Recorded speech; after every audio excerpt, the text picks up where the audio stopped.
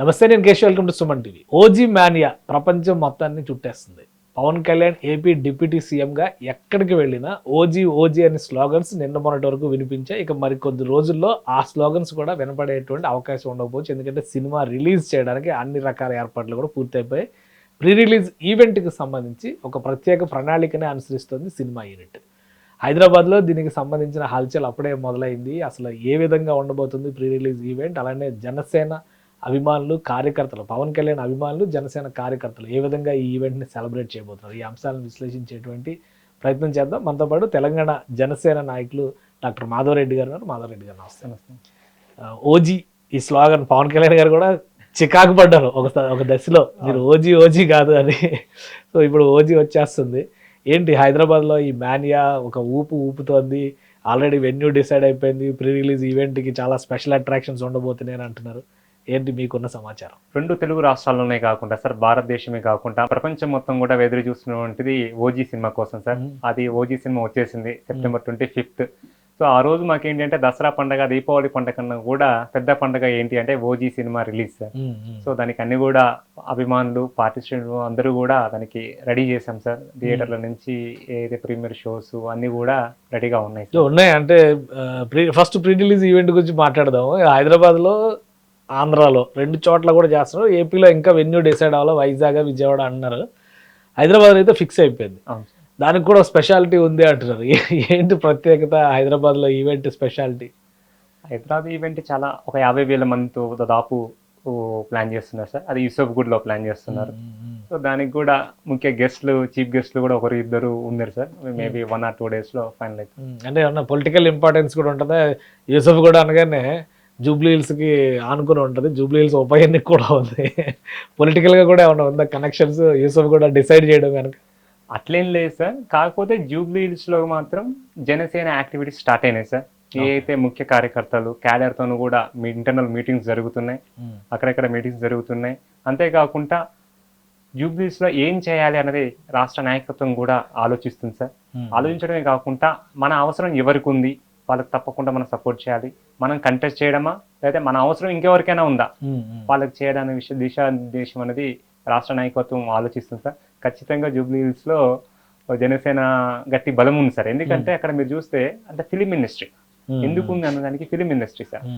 So మన అధినేత పవన్ కళ్యాణ్ గారు ఇదే రంగానికి చెందిన వ్యక్తి కాబట్టి చాలా గ్రిప్ ఉంటుంది సార్. మా అధినేత ఎటు అంటే మొత్తం ఫిలిం ఇండస్ట్రీ మొత్తం కూడా అటే ఉంటుంది. మెజారిటీ ఆఫ్ ఓట్స్ ఫిలిం ఉంటాయి కాబట్టి, అంటే మీడియా రంగం అన్ని ఫ్రేమ్స్లో కలిపిన వాళ్ళే ఎక్కువ ఉంటాయి కాబట్టి జనసేన అనేది జూబ్లీ హిల్స్లో మెయిన్ కీ రోల్ సార్. ఏ పార్టీలు ఉన్నాయి, XYZ అన్ని పార్టీలు ఉన్నా కూడా జనసేన మెయిన్ రోల్ ప్లే చేస్తారు సార్. అంటే ఇప్పుడు ఆల్రెడీ బీఆర్ఎస్ వాళ్ళు క్యాండిడేట్ పైన క్లారిటీ ఇచ్చేసారు. కాంగ్రెస్ వాళ్ళు ఒకటి కాదు 4 అభ్యర్థుల లిస్ట్ చెప్తున్నారు. జనసేన విడిగా వస్తుందా, బీజేపీతో కలిసి వస్తుందా, లేదా టీడీపీ, జనసేన, బీజేపీ కలిసి వస్తాయా, ఇంకా ఏం క్లారిటీ రాలా. సో ఈ ప్రీ రిలీజ్ ఈవెంట్కి ఎలక్షన్కి ఏమైనా సంబంధం ఉందంటారా? దానికి దీనికి ఏం సంబంధం లేదు సార్. కాకపోతే మాత్రం యూసఫ్గూడ్లో జరగడం వల్ల మాకు అదొకటి, ఇన్ కేస్ మేము జూబ్లీస్లో డిసిషన్ తీసుకుంటే, మా అధినేత పవన్ కళ్యాణ్ గారు కానీ రాష్ట్ర నాయకత్వం కానీ తీసుకుంటే ఇది ఒక మాకు అడ్వాంటేజ్ సార్. పొలిటికల్గా తెలంగాణ రాష్ట్రానికి ఇది ఒక అడ్వాంటేజ్ అవుతుంది ఈ ప్రోగ్రామ్ అనేసి. ఓకే, అంటే ఇప్పుడు చాలా మంది ఏం చెప్తున్నారంటే స్పెషల్ గెస్ట్లను ప్లాన్ చేశారు, ఇది సర్ప్రైజ్, ఇప్పుడే తెలియదు, 1-2 రోజుల ముందు వస్తుంది అంటే. పవన్ కళ్యాణ్ గారి సినిమా ప్రీ రిలీజ్ ఈవెంట్కి స్పెషల్ గెస్ట్లు అంటే అర్థం ఏంటి సార్? ఒకటి సార్, స్పెషల్ గెస్ట్లు అనేది ఏ పండగ చేసుకున్నా, ఏ ప్రోగ్రామ్ చేసుకున్నా ఒక ముఖ్య అతిథి అయితే ఖచ్చితంగా ఉంటారు సార్. దీనికి కూడా ముఖ్య అతిథులు ఉండొచ్చు, దాంట్లో తప్పేం లేదు సార్. కాకపోతే మా దృష్టిలో ఏంటంటే పవన్ కళ్యాణ్ గారి కన్నా ఇంకో ముఖ్య అతిథి ఇంకా ఎవరు లేదు సార్. ఎవరు లేరంటారా? అలా అయినా కానీ అంటే మరి సినిమా రిలీజ్ అంటే సినిమాకి హీరోయిన్, ఆ మెయిన్ యూనిట్ వాళ్ళందరూ వస్తారు. బట్ ఒక ఈవెంట్కి మాత్రం స్పెషల్ అట్రాక్షన్ ఏదో ఒకటి ఉండాలి కదా. ఉంటుంది సార్. మాకు పవన్ కళ్యాణ్ గారు, చిరంజీవి గారు ఏమన్నా వస్తున్నారా, లేదంటే ఇంకేమన్నా ఆలోచనలు ఏమైనా ఉన్నాయా ఏంటి? అంటే రావచ్చు సార్ చిరంజీవి గారు. ఎందుకంటే అత్యధికంగా ప్రాధాన్యత ఇచ్చే దాంట్లో కళ్యాణ్ గారు ప్రాధాన్యత ఇచ్చేవాళ్ళు, దేవుడి కన్నా ఎక్కువగా ప్రాధాన్యత ఇచ్చేవాళ్ళు చిరంజీవి గారు సార్. సో ఫస్ట్ ముందు మా అన్నయ్య, తర్వాతనే దేవుడు అనే దాంట్లో సారిస్తుంటారు సార్ ప్రాధాన్యత. సో ఖచ్చితంగా చిరంజీవి గారు రావడంలో ఆశ్చర్యం లేదు సార్. వాళ్ళు కాకపోతే ఇంటర్నల్ డిసిషన్స్ అంటే చిరంజీవి గారి యొక్క షెడ్యూల్స్ అన్నీ చూసుకొని దాన్ని బట్టి ఎందుకంటే సార్ షెడ్యూల్స్ ముందే ఫిక్స్ అయ్యి ఉంటుంటాయి సార్, 20 days 30 days ఉంటుంది కాబట్టి ఇంకా ఫ్రీగా ఉన్నారంటే ఖచ్చితంగా వస్తారు సార్. ఇంకోటి ఈ సినిమాకి సంబంధించి ప్రీమియర్ షోలు కానీ టికెట్ రేట్స్ పెంచడానికి సంబంధించి కానీ ఎలాంటి విజ్ఞప్తులు ఏమీ జరగలేదు. బహుశా ఇప్పుడున్న స్టేటస్ని బట్టి చూస్తే ప్రీమియర్ షోలు ఉండకపోవచ్చేమో అని ఒక ప్రచారం జరుగుతుంది. నిజంగా పవన్ కళ్యాణ్ గారి సినిమాకి ప్రీమియర్ షోలు వేయకుండా ఉండే పరిస్థితి ఉంటుందా? ఖచ్చితంగా వేస్తారు సార్. ఎందుకంటే ఇప్పుడు ఒక 100 మంది గుమ్ము కూడితే దాంట్లో 85 మంది కూడా కళ్యాణ్ గారి అభిమానులు, ఆయన నచ్చిన ఐడియాలజీ నచ్చిన వాళ్ళు సార్. ఇక్కడ ఏంటంటే ఖచ్చితంగా పర్మిషన్లు వస్తాయి సార్. మేము ఆ వీరమల్లు కూడా మీరు చూసారు. అంటే ఎవరు ప్రొడ్యూసర్స్ ఎవరు కలవలేదు, ఏం చేయలేదు అని చెప్పి అంటున్నారు కదా. అంటే కలవడానికి ఎందుకు సార్, ఆల్రెడీ ఒక సిస్టమ్ అనేది క్రియేట్ చేశారు ఆంధ్రాలో. సో ఫిలిం ఛాంబర్కి మీరు లెటర్ పెట్టండి, ఆ ఫిలిం బోర్డ్ ఎవరైతే బ్యాక్ అండ్ టీమ్ ఉందో మీరు లెటర్ పెట్టండి, ఫిలిం బోర్డ్ అనేది ఆటోమేటిక్గా వాళ్ళ రూల్స్ అండ్ రెగ్యులేషన్స్లో ప్రాసెస్ చేస్తుంది అని ఆల్రెడీ క్లియర్గా చెప్పారు. కళ్యాణ్ గారే పెట్టారు ఆ ప్రొసీజర్. డైరెక్ట్ ఫిలిం ఛాంబర్ ద్వారా అప్లై చేయండి, వాళ్ళు మాకు ఫార్వర్డ్ చేస్తారు, మేము డెసిషన్ తీసుకుంటాం అన్నారు. కానీ ఇప్పుడు కళ్యాణ్ గారు కానీ నిర్మాతలు కానీ ఎవరు వెళ్ళి గవర్నమెంట్ని కలవాల్సిన అవసరం లేదు. అంటే ఇప్పుడు అధికారంలో ఉన్నాం ఒక ప్రాసెస్, అధికారంలో లేము ఒక ప్రాసెస్, సామాన్యుడికి ఒక ప్రాసెస్, నేను డిప్యూటీ సీఎం ఉన్నా నాకు ఒక ప్రాసెస్ అని లేదు సార్. ఒక సిస్టమేటిక్ క్రియేట్ చేశారు. ఇప్పుడు మీరు నేను సినిమా తీస్తే కూడా ఇదే మెథడ్లో వెళ్ళాలి. ఎందుకంటే మనకు అధికార బలం ఉంటేనే ఒక రకంగా, లేకుంటే ఒకలాగా. స్పెషల్గా పోయి ముఖ్యమంత్రిని కలిసి ఓ జీవో తెచ్చుకోవడం కాకుండా ఒక సిస్టమేటిక్ ఫార్మాట్ని క్రియేట్ చేశారు సార్. ఆ ఫార్మాట్ని ఫాలో అవుతారు. తెలంగాణలో కూడా మనం లాస్ట్ టైం జరిగిన అల్లు అర్జున్ గారి మూవీ జరిగిన పుష్ప మూవీకి జరిగిన ఇన్సిడెంట్స్తో తెలంగాణలో ఇవ్వరు అదని. కాకపోతే ఏంటి అంటే ఒకసారి జరిగిన ఎక్స్పీరియన్స్ని పరిగణలో తీసుకొని మళ్ళీ జరగకుండా చూసుకునే విధంగా చేసుకుని వెళ్ళాలి సార్. ఎందుకంటే మనకు అన్ని రంగాల్లో అభివృద్ధి జరగాలి. బంద్ చేసుకుంటూ పోతే అన్ని డిపార్ట్మెంట్లు, అన్ని రంగాలు కూడా ఇలా ఇబ్బంది పడుతుంటాయి సార్. మా యొక్క గట్టి నమ్మకం ఏంటంటే అన్ని కూడా 22, 21 వరకు అన్ని పర్మిషన్లు వస్తాయి సార్. ఖచ్చితంగా ప్రీమియర్ షోలు ఉంటాయి, బెనిఫిట్ షోలు ఉంటాయి, అన్ని వరల్డ్ వైడ్ రిలీజ్ కదా, అసలే ఎక్కువ అటెన్షన్ ఉంటుంది. కాబట్టి ఓజీ పైన అలాంటి ప్రభావాలు ఏం పడవు అని చెప్పి అంటారు మీరు. సార్ తెలుగు చరిత్రలో అన్ని కూడా బ్రేక్ చేస్తారు సార్ ఓజీ. ఎందుకు అంటే మీరు అవి చూస్తుండొచ్చు, సాంగ్స్ కానీ మనకు టీజర్స్ కానీ అన్ని చూస్తే దాంట్లో ప్రతి ఒక్క సన్నివేశం కూడా ఒక డిఫరెంట్ గా ఉంది సార్. సో ఖచ్చితంగా అన్నిటినీ కూడా 2 తెలుగు రాష్ట్రాలు కాదు ప్రపంచాన్ని మొత్తం కూడా షేక్ చేస్తారు సార్. ఏపీలో ఏంటి పరిస్థితి? ఏపీలో మరి ఇంకా ప్రీ రిలీజ్ పైన క్లారిటీ రాలేదు అంటున్నారు. వైజాగ్, విజయవాడ డిస్కషన్ జరుగుతుంది అంటున్నారు. అంటే మీ అంచనా ఏంటి?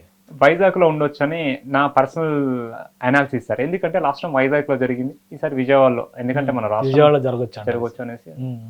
అంటే అక్కడ కూడా ఏమన్నా స్పెషల్ గెస్ట్లు ఉంటారా?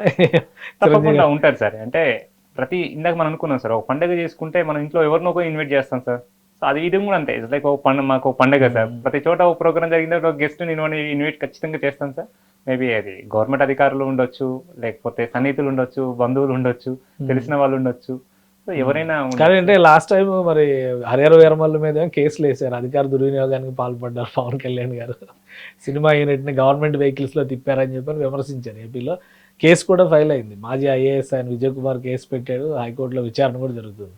సో ఓజీ విషయంలో మళ్ళీ అలాంటి పొరపాట్లు జరిగేటువంటి అవకాశం ఉంటుందా? పవన్ కళ్యాణ్ గారు ఆ రిస్క్ తీసుకుంటారా? ఈ పెయిడ్ బ్యాచ్, పేటిఎం బ్యాచ్ ఉంటుంది సార్, ఇదంతా కూడా.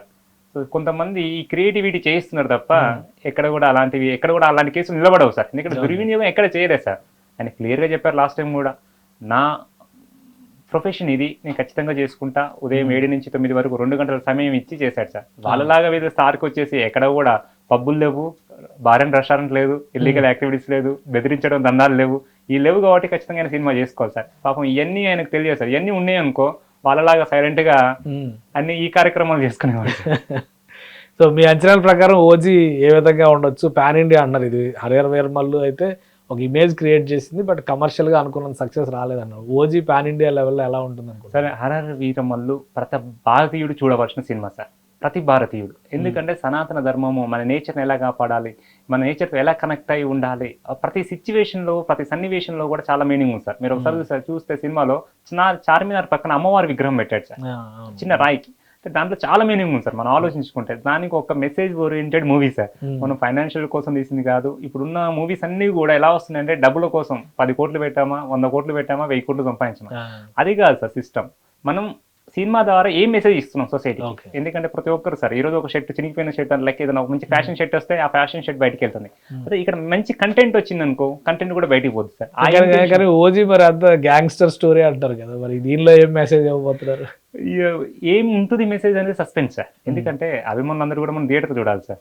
చూసి వెయిట్ చేయమంటారా? ఖచ్చితంగా అయితే 2 తెలుగు రాష్ట్రాలే కాకుండా మొత్తం భారతదేశంలో వరల్డ్ వైడ్ గా కూడా చాలా మంచి బ్లాస్ట్ అయ్యే movie OG sir. Right right, thank you Thank you. Madhavareddy గారు.